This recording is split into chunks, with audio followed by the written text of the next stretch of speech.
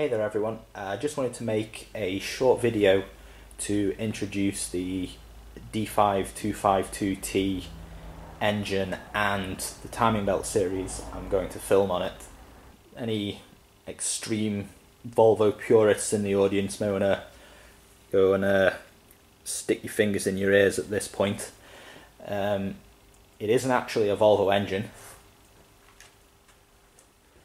Volvo used to buy this engine in from the Volkswagen Group, so it's quite a different beast to the i5 petrols that you typically find in the P80. It was originally developed in 1989 for use in the Audi 100. It was then carried over into the first generation of the A6, where it was eventually replaced by a V6 TDI. After that, it found a permanent home in the T4 version of the Volkswagen Transporter. Volvo introduced this engine for the 1996 model year in the 850.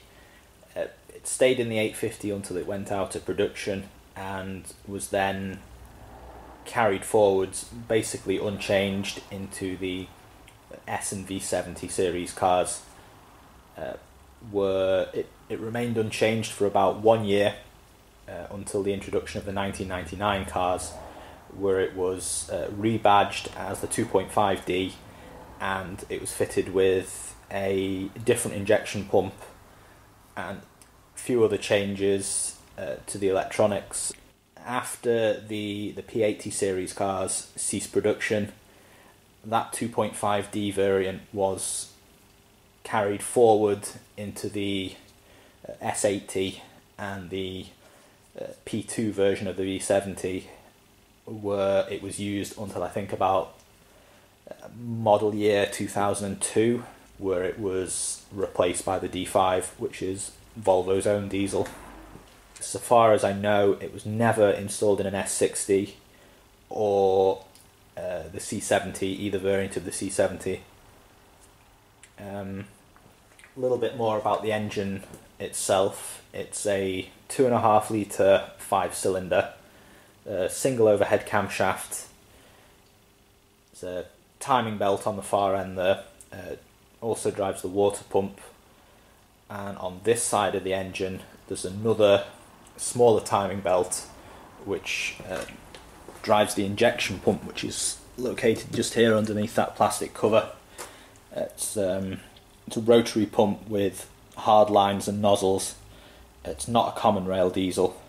So with having the two timing belts, it is radically different from changing the belts on the i5 petrols.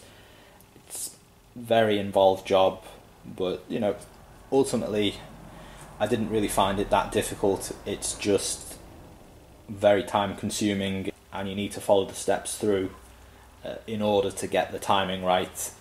Volvo specify that the belts should be replaced on this engine every 8 years or 80,000 miles. That isn't the end of the story though, as it's in the service schedule that both belts need to be checked and, if necessary, adjusted at 20,000 miles. And also that the pump timing should be checked and adjusted, if necessary, every 20,000 miles. So at 40,000 miles,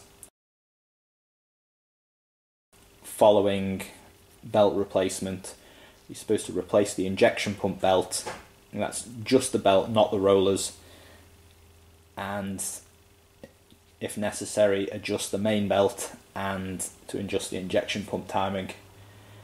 At 60,000 miles you need to check and adjust both belts, and finally at 80,000 miles replace everything. Okay, I hope you found this introduction to the D5252T timing belt series useful, and ultimately you'll go on to find the rest of the series useful to you. thank you very much for watching, and if you have any questions, feel free to comment down there and I'll do my best to answer it, or perhaps another viewer will be able to answer your questions. Hey, thank you very much for watching. See you in the next one.